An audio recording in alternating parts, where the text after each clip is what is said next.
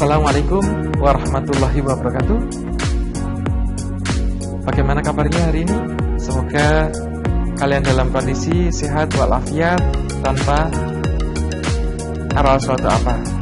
Untuk pertemuan 3 hari kali ini tentang kemagnetan, kita masuk pada materi magnet menimbulkan medan magnetik di sekitarnya.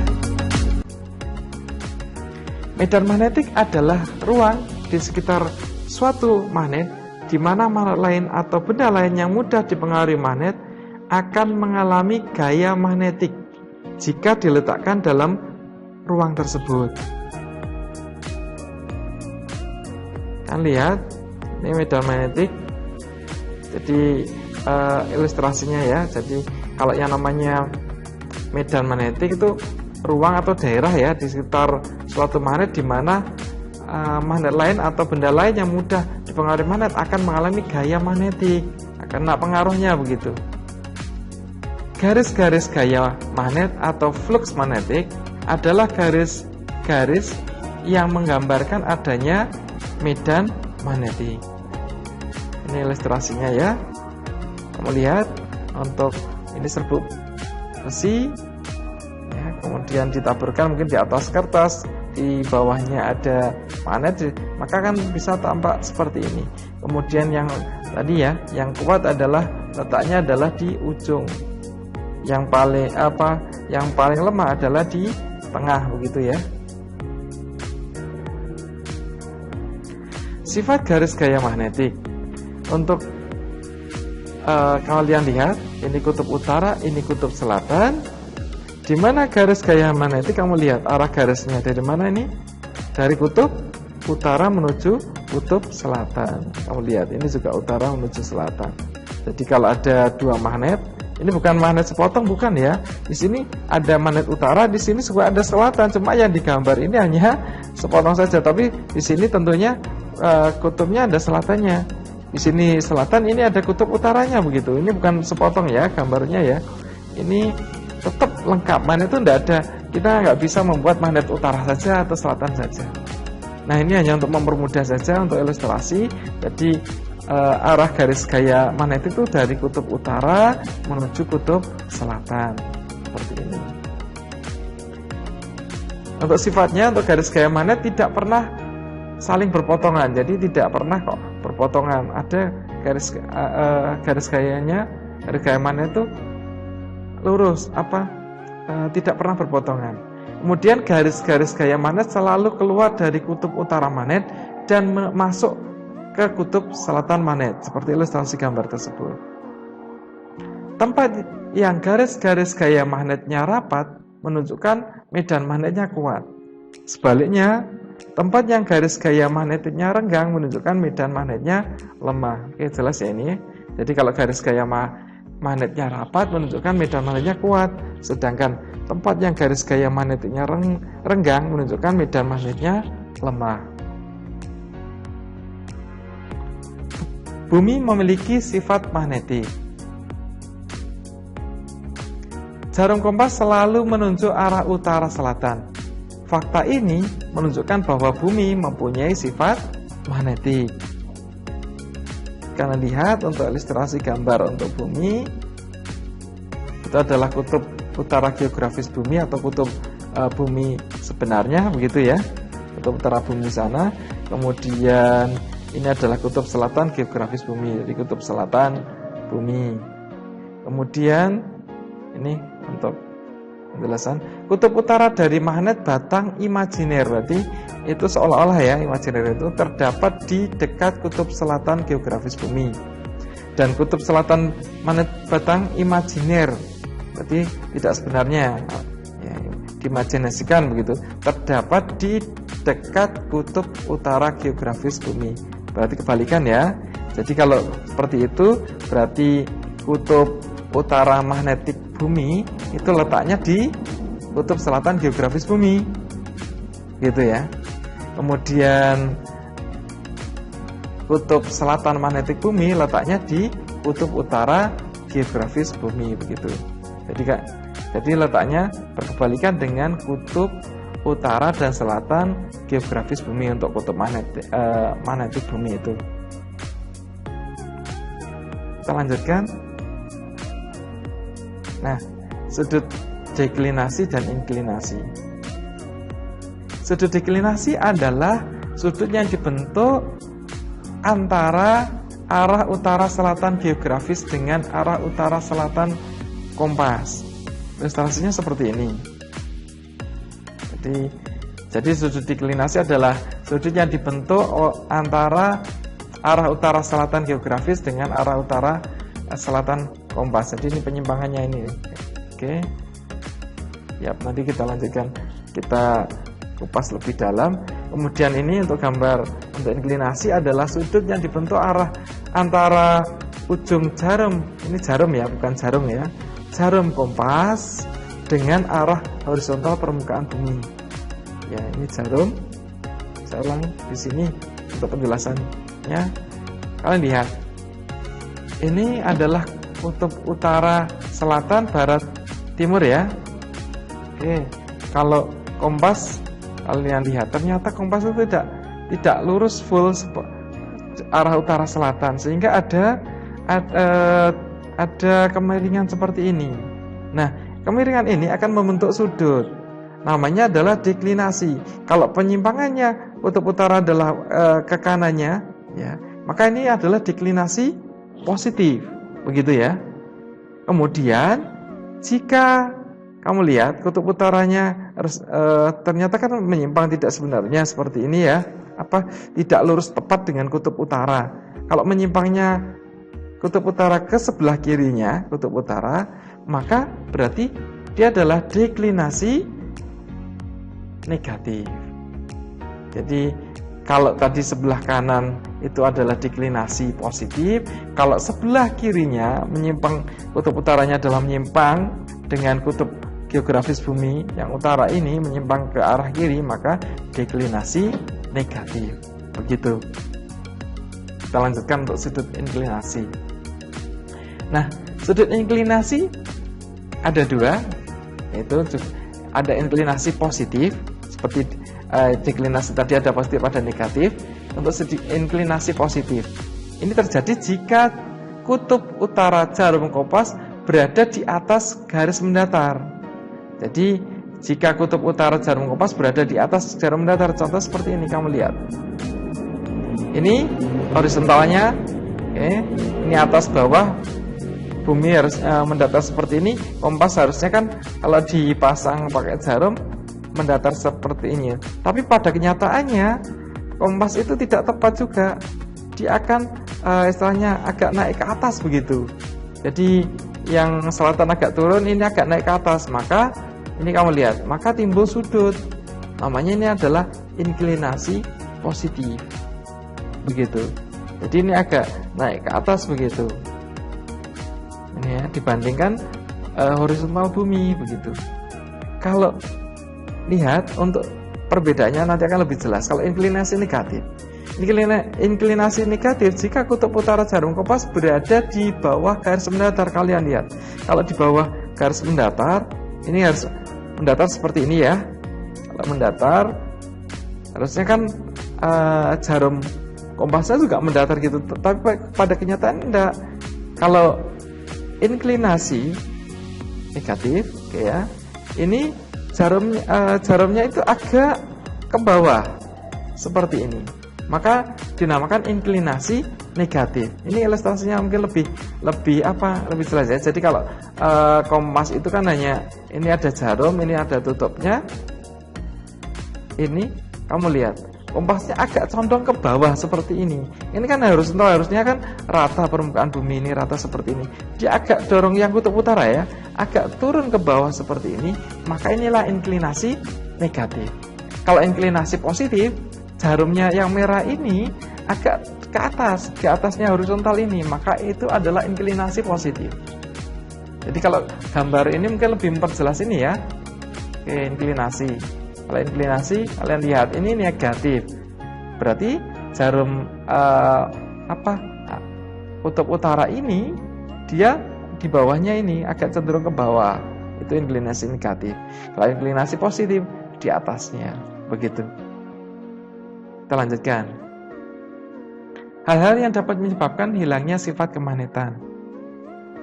Yang pertama, magnet dipanaskan hingga berpijar.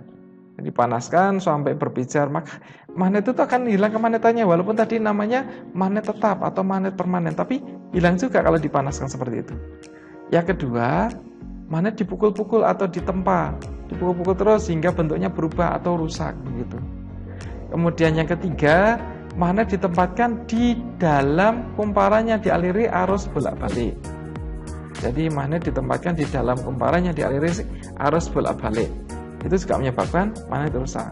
Kemudian yang keempat adalah cara penyimpanan beberapa magnet yang salah. Maksudnya kutub utara dengan kutub utara dijadikan satu, begitu nyimpannya. Atau saling didekatkan lah. Kadang malah di yang utara biar misalkan tadi warnanya merah gitu, dikumpulkannya warna merah, didekatkan begitu terus menerus, maka itu juga akan menyebabkan semakin magnet itu semakin lemah. Selatan dengan selatan, utara dengan selatan, utara dipaksakan terus dalam waktu kondisi yang lama kelamaan magnet tersebut akan hilang sendiri dengan sifat kemagnetannya. Sehingga penyimpanan yang tepat adalah kebalikan, utara dengan selatan dijadikan satu, begitu. Utara dengan selatan ditempelkan sehingga ujungnya kebalikan, utara dengan selatan seperti itu. Maka magnet akan awet. Gitu ya. Medan magnet di sekitar arus listrik. Untuk percobaan Ørsted ini tahun 1820. Ya. Kalian lihat untuk arusnya, kemudian melalui kompas di situ. Pada saat kawat tidak dialiri arus listrik, arusnya I-nya, arus listriknya adalah 0. Jarum kompas tidak menyimpang. Yang kedua, percobaan yang kedua, pada saat kawat arus listrik ke atas, berarti arahnya ke atas, kamu lihat arahnya ke atas seperti ini, maka kutub jarum kompas menyimpang ke kanan. Sedangkan yang ketiga, pada saat kawat dialiri arus listrik ke arah bawah turun, maka jarum kompasnya yang di atasnya itu menyimpang ke kiri, jadi arahnya ke kiri. Nah, kesimpulannya apa? Ørsted menyimpulkan di sekitar penghantar kawat yang dialiri arus listrik terdapat medan magnet. Karena apa? Karena kompas itu kalau ada magnet maka akan berubah posisi begitu, akan terpengaruh. Yang kedua, arah medan magnet bergantung pada arah arus listrik yang mengalir. Kita lanjutkan. Garis-garis gaya magnetik di sekitar penghantar lurus. Arah arus ke atas, kamu lihat arah arus ke bawah.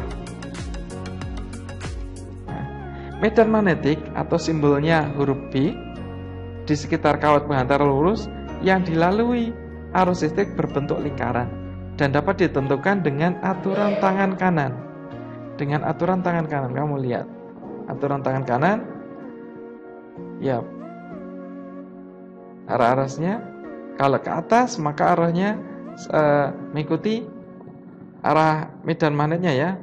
Arah arusnya jempolnya, medan magnetnya ini ya, 4 jarinya itu. Sehingga ini kutub positif arah ke atas, maka arahnya seperti ini, ke kanan seperti ini. Kalau ini, kamu lihat ini juga ke kanan ya, kita lihat seperti ini. Baik, arah ibu jari, arah arus listrik atau I, arah keempat jari, arah medan magnetik atau B, begitu. Dilambangkan huruf B. Gaya Lorentz adalah gaya yang timbul akibat adanya arus listrik dalam suatu medan magnet. Ini ada magnet utara sama selatan, kemudian saya ilustrasikan ada arus listrik ini ya. Di sekitar medan magnet, ada medan magnet arahnya dari kutub utara menuju selatan, maka arusnya kalau seandainya melewati di tengahnya, berarti menuju itu sesuai garis itu, maka gaya Lorentznya adalah tegak lurus dengan medan magnet. Berarti kalau seperti ini, arah medan magnetnya adalah menuju ke bawah begitu ya. Ini arah arusnya ke sana, kemudian medan magnetnya kan dari kutub utara menuju selatan, gaya Lorentznya adalah ke bawah begitu, tegak lurus dengan medan magnet. Kita lanjutkan. Elektromagnet.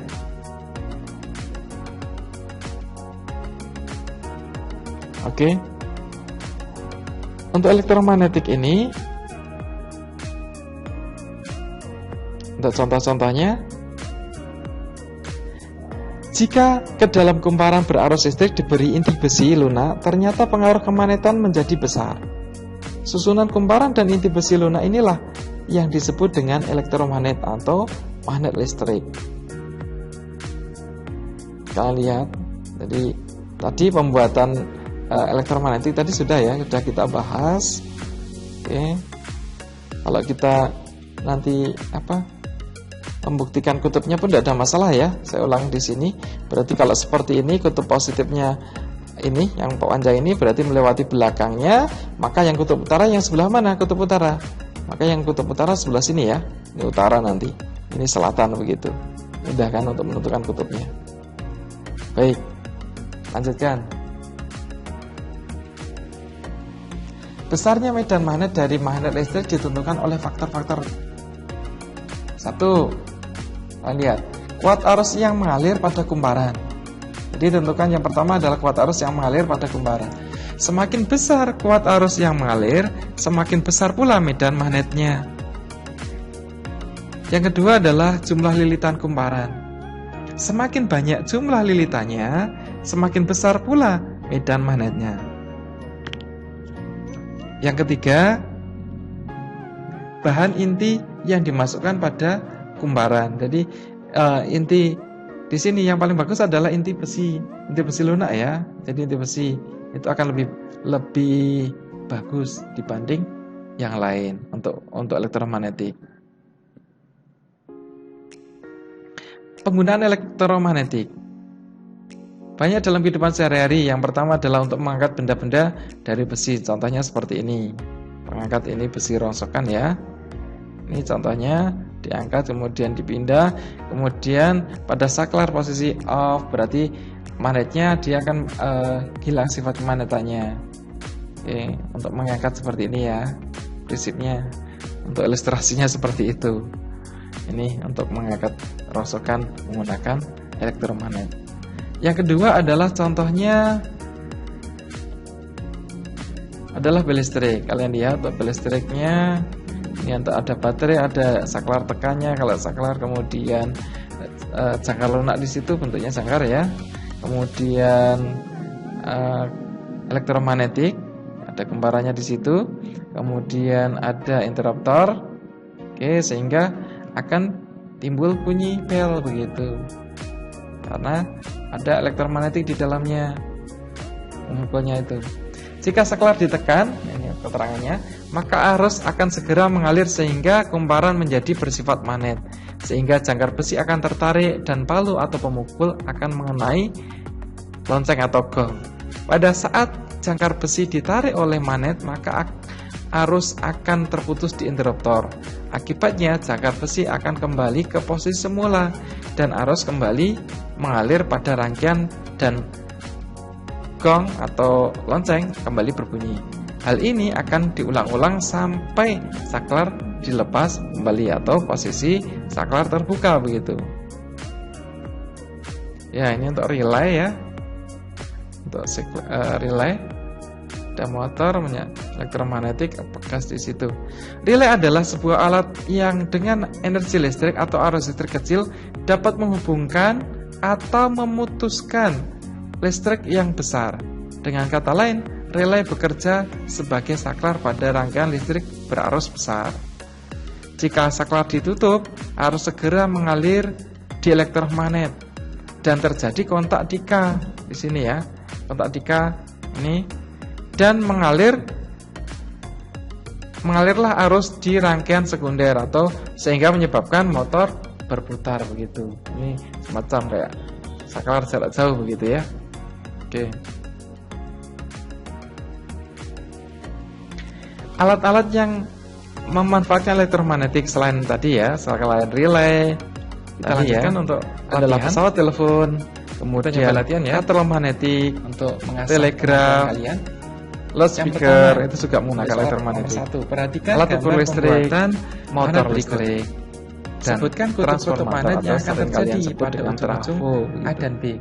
Kalian lihat, ini adalah elektromagnetik ya, pembuatan dengan dialiri arus listrik yang searah. Ini kutub positifnya melewati belakangnya. Untuk menentukan kutubnya, ini pertanyaan sebutkan kutub-kutub magnet yang akan terjadi, jadi A dan B. Kira-kira ayo menggunakan aturan tangan kanan kan? 4 jari melewati belakangnya, berarti kan melewati sini. Berarti kalau melewati sini, 4 jarinya melewati belakangnya. Berarti ibu jari menunjukkan arah ke arah A ini kan, jempolmu. Kalau A ibu jari, berarti A-nya adalah kutub utara. Sedangkan di sini adalah kebalikannya. Jadi di sini utara, ini selatan. Sehingga kan seperti ini kan? Ini utara, ini selatan, begitu. Lanjut. Nomor 2. Perhatikan gambar pembuatan magnet berikut, yaitu dengan menggosok ya, ini kalau seperti ini ya.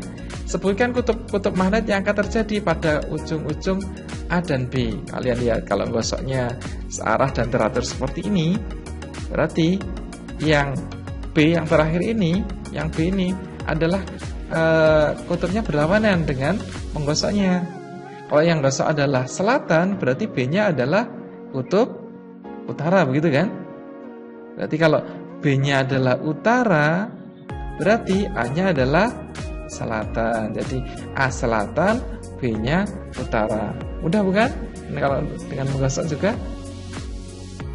Baik, sehingga seperti ini. Oke, yang tadi A-nya adalah selatan, B-nya utara. Sudah benar ya jawaban kita ya. Kemudian yang ketiga, alat-alat berikut yang mempergunakan prinsip gaya Lorentz, kecuali yang mana? Coba kamu lihat, pilih A, B, C, D. Apa jawabanmu? Voltmeter, ampermeter itu termasuk alat ukur listrik kan? Menggunakan apa tadi? Menggunakan elektromagnet kan? Begitu juga untuk motor listrik. Motor listrik kan juga menggunakan kumparan ya, lilitan. Oke, kalau elektroskop itu untuk mengukur apa itu? Alat ukur untuk alat untuk mengetahui ya, mengetahui ada tidaknya muatan listrik. Pada listrik statis kemarin itu kan tidak memakai kumparan, tidak menggunakan arus listrik, sehingga kecuali berarti yang C ya. Iya betul, yang C. Yang terakhir coba katanya agak tinggi di sini, kalian lihat pertanyaannya. Oke. Perhatikan gambar berikut. Ada sebuah kumparan ya. Kemudian ada arus listriknya, arus listrik ya, arus listrik searah DC ya. Kemudian didekatkan dengan besi di sini. Ini besi, kemudian didekatkan dengan magnet. Kira-kira kalau ini belum ini ya, kira-kira seperti ini arahnya magnet ini, yang kutub utara ini, kira-kira menjauh atau mendekat? Kalau ke kanan berarti mendekati ini, menempel di sini. Nanti kalau ini ke kiri berarti menjauh. Ini kalau magnetnya digantung ya. Coba. Jadi kalau kita lihat di sini, kita analisa. Coba. Kira-kira kamu jawabanmu apa dulu sebelum kita ulas bersama? Oke, sudah menemukan jawaban? Ke kiri atau ke kanan? Ya, kita ulas ya. Kalian lihat, ini kutub positif yang panjang ya. Arus-arusnya berarti melewati sini, ke sini. Melewati depannya. Berarti menggunakan aturan tangan kanan kan? Melewati depan. Berarti yang ibu jarinya, berarti kalau melewati depan, ibu jari atau jempolmu kan arahnya ke sini kan? Berarti di sini utara kan? Di sini berarti utara. Yang di sini selatan. Kalau di sini utara, ya kita lihat. Kalau di sini utara, maka besi ini dengan induksi berarti didekatkan ini berubah menjadi magnet. Ini berarti magnet mana ini? Ini berarti kalau di sini utara, ini selatan. Ini utara. Ini selatan. Ini utara. Utara dengan utara bagaimana? Iya betul, tolak menolak ya. Ya. Pahamkah? Coba kita lihat. Seperti ini. Ya. Kalau saklarnya ini ditutup, kemudian ini arah arusnya kan seperti ini, arah arusnya. Lihat di depannya, menggunakan aturan tangan kanan. Oke, ibu jari arahnya kan otomatis ke sini karena melewati di depan seperti ini. Ini utara, ini berarti di sini selatan. Kalau ini utara, besi yang didekatkan itu kutubnya utara, ini selatan, induksi kan, sifat induksi. Ini utara, ini selatan, ini utara, ini selatan, ini utara. Utara dengan utara, maka tolak menolak, maka arahnya menjauh, berarti ke kiri. Betulkah jawabanmu? Begitu? Itu ya. Silahkan kalian komentar. Kalau masih kesulitan atau apa, bisa langsung komentar atau memberikan pertanyaan langsung ke WA saya. Demikian, terima kasih. Kita akhiri untuk pertemuan kali ini. Semoga insya Allah kita bertemu di lain waktu dan lain kesempatan. Kurang lebihnya mohon maaf. Assalamualaikum warahmatullahi wabarakatuh.